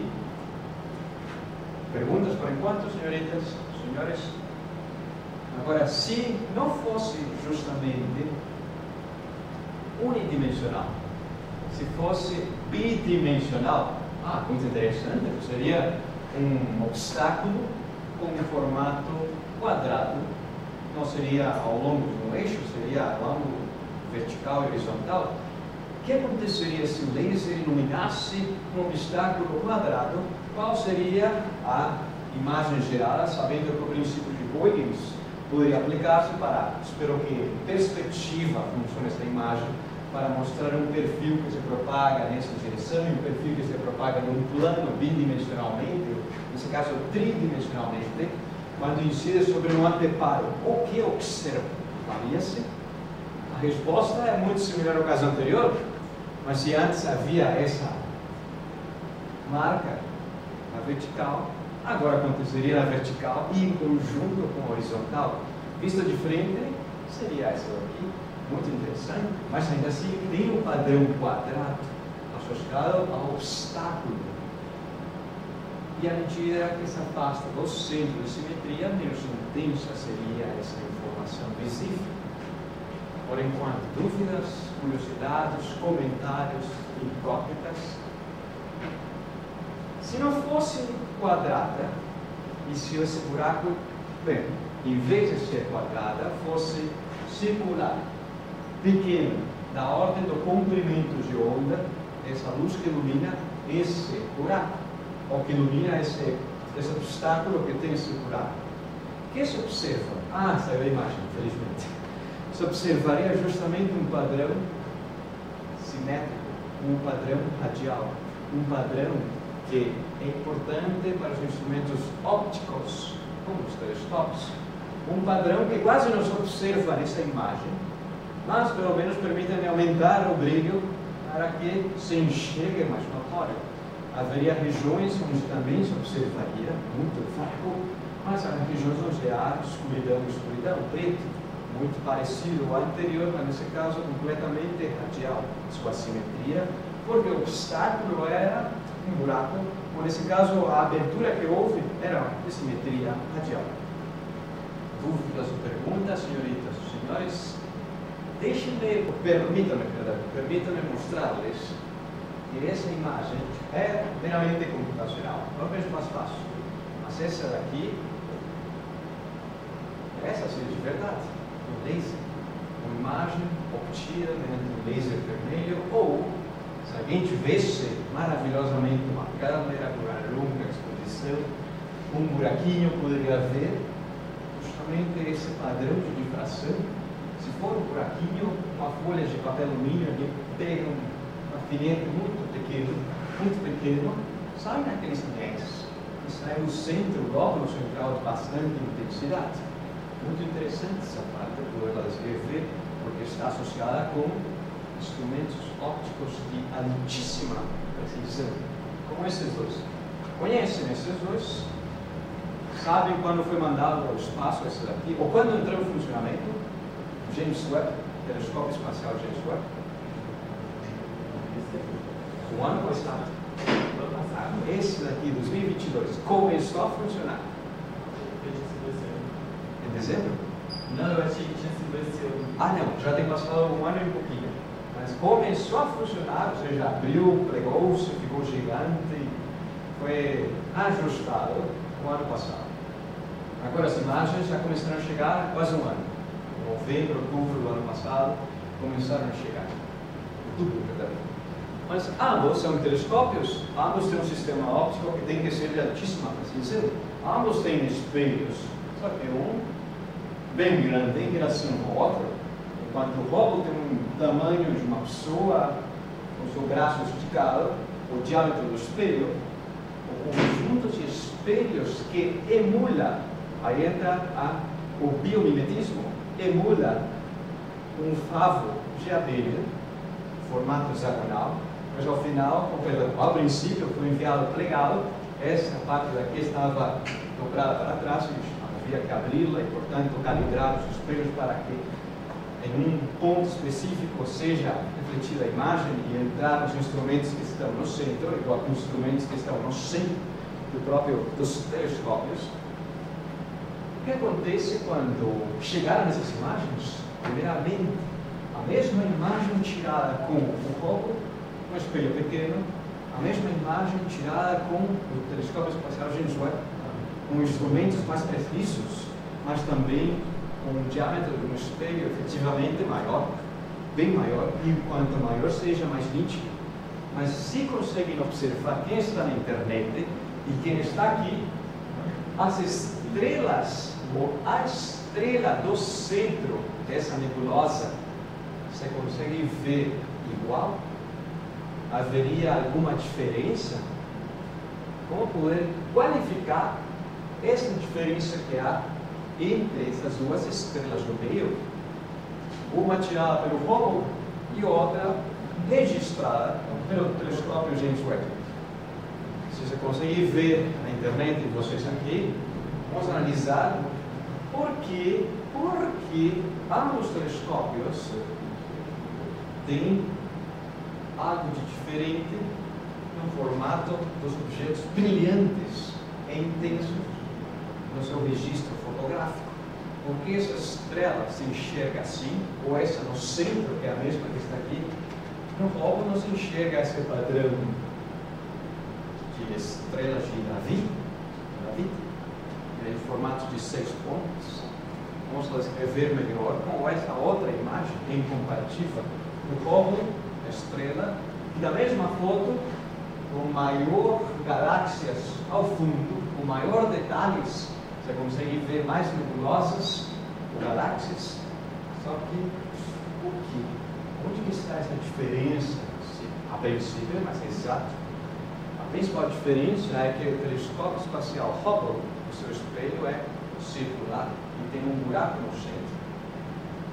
Muito similar a iluminar um buraco com luz, com laser. O padrão de difração, aquilo que se observa no deparo, a longa distância, seria aquele ponto brilhante em relação aos anéis que brilham. Sin embargo, o Hubble não é somente um espelho, tem uma estrutura para suportar um espelho, os instrumentos que vão no centro, e, portanto, geram uma difração um pouco diferente, mas é simétrico, um eixo e o outro perpendicular. Ao final, se observaria o formato de cruz. Por isso que as estrelas registradas pelo Hubble, uma longa distância, mais ou menos se veem como se fosse a estrela aí, uma estrela de 4 pontos. Perdão pela redundância, mas como se fossem umas marcas de 4 pontos. Enquanto o outro telescópio, James Webb, com seu formato gigante, um hexágono, composto de vários hexágonos menores. Agora, se a abertura não fosse nem quadrada e nem circular, é um pouco mais complexa a sua descrição física, que não faremos aqui na nossa disciplina, mas um padrão de difração seria algo associado e vinculado com essa simetria. Se no quadrado a imagem observada era quadrada, no circular era os círculos e o lóbulo central, o hexágono se vê essas marcas, essas 6 marcas. Sin embargo, o próprio espelho não é assim, é justamente assim, um conjunto de hexágonos, vários hexágonos e um no centro. Mais ou menos se vê muito mais complexo a sua descrição. Ainda assim, tem o próprio suporte 3, onde está o espelho do meio, que reflete para os instrumentos que estão no centro do próprio telescópio espacial. Ao final, explicaria-se por que, mediante a difração, quando a luz das estrelas viaja uma longa distância, quase que chega uma frente de onda plana em relação a essa distância de anos-luz. Só que o próprio telescópio age como se fosse tesouras grandes, que esse perfil de onda que chega fosse cortado e ao final focado nos instrumentos ópticos. Muito similar à luz passar por um buraco. O buraco corta o perfil de onda e, portanto, faz um padrão de difração. Isso explicaria por que as estrelas têm esse formato de 6 pontas, com esse telescópio tão sofisticado. Interessante esse fato. Mas ainda assim não é o único que podemos analisar com a difração. Quem de vocês, aliás, perdão, na internet, e vocês aqui, algum comentário? Não? Pronto. Alguém na internet? Também não? Então vamos a ver a seguir um instrumento que se usa na fotografia, que se chama de diafragma, que é associado também com o íris, as nossas pupilas. Na escuridão, que tem os olhos claros, pupilas grandes, como se fosse um felino. Um dia com muito sol, quem tem os olhos claros, ele vê a pupila bem minúscula, pequena. Só que a pupila é, de fato, circular. Aqui tenta simular-se formato circular com essas membranas que se ajustam, essas lâminas que se abrem, se fecham, se orientam, para que o conjunto seja algo mais ou menos simétrico. Mas isso implicaria que na hora de tirar uma foto, diferentes padrões de difração, dependendo da qualidade dessa obturação. Já quase chegamos às 2 horas. Hoje eu estou super empolgado. Já quase, faltam 15 minutos. Diferentes padrões de difração sejam observados. Por exemplo, suponhamos que temos uma câmera com esse sistema de membrana, ou essa obturação, ou esse íris de formato hexagonal, para ter uma comparativa com o telescópio espacial James Webb. Formato hexagonal, que na hora de fechar-se ou aumentar, algo acontece com o brilho das luzes. E agora vem essa imagem de uma luz. A Lua parece uma estrela, mas foi tirada essa foto com uma câmera que tem esse sistema de obturação com 4 folhas que tem um formato hexagonal. Isso explicaria por que a luz da Lua, a iluminação parece que fosse hexagonal. Mas tudo depende justamente da qualidade desse obturador. Por isso que a primeira imagem dessa última parte era a ópera de Sydney, e a pergunta era: vocês têm visto essa lâmpada com essas estrelinhas, como se fossem estrelas? A resposta é com os olhos, não, mas com as câmeras profissionais, você conseguiria ter essa ou várias pontas, dependendo da quantidade de folhas metálicas que ajudam a compor esse sistema de obturação, como se fosse o íris. Dessa maneira, chegamos ao fim da nossa aula, senhoritas e senhores. Vamos a jogar foguetes, queimar aquela pólvora que chamam de sogra, que não me lembro como se chama, aquela que faz um trombo gigante. Vocês, como se chama? Não, tem uma, enfim. E agora vem a grande pergunta. Dúvidas, questões, incógnitas? Hoje. Então, eu se tenho uma pergunta, mas aqui deixarei, pararei a apresentação para que no vídeo se veja a minha imagem grande e lhes farei a pergunta a viva voz, quem está na internet e vocês que estão aqui. A nossa última prova está programada para que seja o dia 1º de dezembro, próxima sexta-feira, mas poderíamos deixá-la para o dia 29, quarta-feira. Como fazem igual com o colegial da Química, só perguntam e fazem uma pergunta. Alguém opõe-se? Manifestem-se. Essa é a pergunta que sempre fazem. Alguém tem uma oposição a fazer a nossa prova no dia 29? E a prova do dia 29 poderia ser remoto ou presencial? Pergunta. Perguntas, Pedro? Então, o horário poderia ser um pouco mais estendido, porque talvez eu tenha prova nesse dia. Já, a quarta-feira. Isso. No mesmo horário. Como assim? Físico-química. Ah, Porque às vezes eu falto na aula. Ah, mas e se fala com o Valeri? Para que a prova seja outro dia. Pode ser, eu falo com ele. Isso, a Gabriela disse que poderia ser dia 29. Então, só faltaria concretar, mande uma mensagem, mas a princípio, a prova. Pensava fazê-la nessa mesma didática. Vocês presenciais, quem queira vir presencialmente, faça a prova aqui. Quem não queira vir, poderia fazê-la de maneira remota. Que, aliás, na nossa linguagem própria, é híbrida. Agora só se diz híbrido, porque não é só presencial, só não existe, não é híbrido, igual que os carros, híbridos. A nossa aula de hoje e a aula anterior foi híbrida. Alguém opõe-se? Não na internet, não há oposição, então, como fazem no colegiado, passa no maço e aprovado. Então, próxima aula, dia 29, e conversarei com o Valderi para que não faça a prova no mesmo horário, Pedro. Então, a prova. Eu estarei aqui e farei algumas impressões para que quem deseja usar a folha faça aqui. Se não querem vir, então poderia fazê-la de maneira híbrida. Mas lembrem-se de combinar ou mandar uma mensagem à sua dupla. Porque poderia vir a dupla aqui presencial e a outra ficou em casa, então, também poderia ser. Para isso, traga seus fones e converse. Talvez poderia ser uma dupla híbrida também. Isso. Aí quem me deixou um comentário aqui? Isso. Então o Leonardo disse que já é 29. Pronto, então, senhoritas, senhores, hoje já são as 8h53 minutos. Aqui deixo a tecnologia, o microfone perfeito, marca tomate. Espero que me tenham escutado perfeitamente. É verdade, a marca tomate? Mas eu espero que me tenham escutado perfeitamente. A câmera que tenha sido usada maravilhosamente, porque tem foco automático. Se alguém aproxima a mão e foca automaticamente. O fone, o alto-falante tem sido usado maravilhosamente também. Funciona a ferramenta. Temos mostrado, graças a vocês, porque por mim só não seria possível. Com vocês em conjunto, temos mostrado que se pode fazer uma aula híbrida. Portanto, finalizamos a nossa disciplina. Joguem foguetes.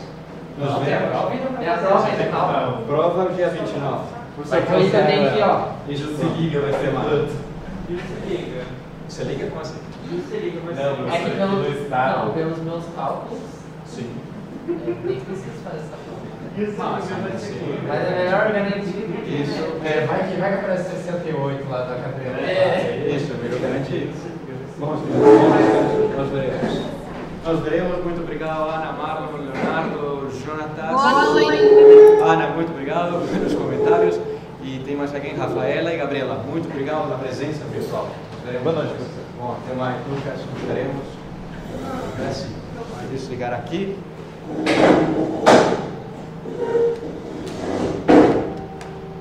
Tchau, Gabriela. Muito obrigado pelos comentários. Até mais, Juliano. Nos veremos.